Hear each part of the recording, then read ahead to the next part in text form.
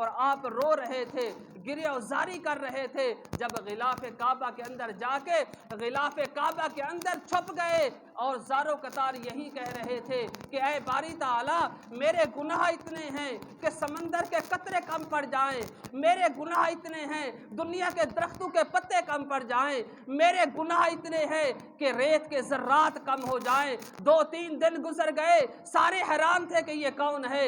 جب آپ نے جا کے اس غلاف کعبہ کو ہٹا کر جب چہرہ دیکھا تو آگے کیا دیکھتی ہیں کہ امام زین العابدین تھے۔ امام زین العابدین رو رہے تھے۔ کسی نے پوچھا، امام زین العابدین تم کیوں روتے ہو؟ جب میدان کربلا کا واقعہ ہوا اس وقت آپ کی عمر 33 سال تھی۔ جب آپ مکہ اور مدینہ سے کربلا گئے تھے اس وقت آپ کی داڑھی چھوٹی تھی اور کالی تھی۔ جب میدان کربلا سے واپس مدینہ پہنچے ساری داڑھی سفید ہو چکی تھی، حتیٰ کہ حضرت علی المرتضیٰ رضی اللہ تعالیٰ عنہ کی دوسری بیوی نے جب دیکھا تو آپ پردہ کرنے لگی۔ جب آپ نے پردہ کیا تو امام زین العابدین فرمانے لگے، اے اماں جان، کیا دادی اپنے پوتے سے پردہ کرتی ہے؟ آپ نے فرمایا، کون ہو تم؟ آگے سے جواب ملا، میں زین العابدین ہوں۔ تو لوگوں نے پوچھا کہ تم روتے کیوں ہو؟ کہہ رہے، کیا تم نے قرآن کو نہیں پڑھا؟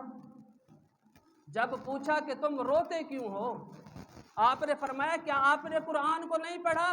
قرآن سورۃ یوسف کے اندر کیا حضرت یعقوب علیہ السلام نہیں روتے تھے؟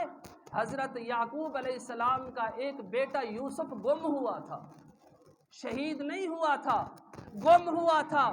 جو چیز گم ہوتی ہے وہ ہمیشہ ملنے کے امکانات ہوتے ہیں۔ ارے اگر ان کا ایک بیٹا یوسف گم ہوا تھا، 40 سال حضرت یعقوب علیہ السلام روتے رہے، ان کی بینائی ختم ہو گئی، پتہ کیا چلا کہ جس کا بیٹا گم ہو جائے وہ 40 سال روتا رہے۔ ارے مجھ سے تو پوچھو، میں تو پورا خانوادہ رسول میدان کربلا میں شہید ہوتا ہوا دیکھ کر خود آیا ہوں۔ اگر میں رب کی بارگاہ میں آنسو نہ گراؤں تو کیا کروں؟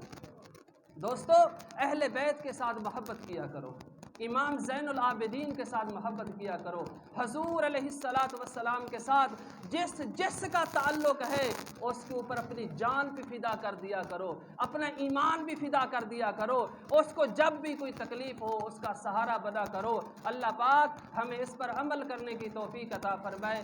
آمین۔ وآخر دعوانا ان الحمد للہ رب العالمین۔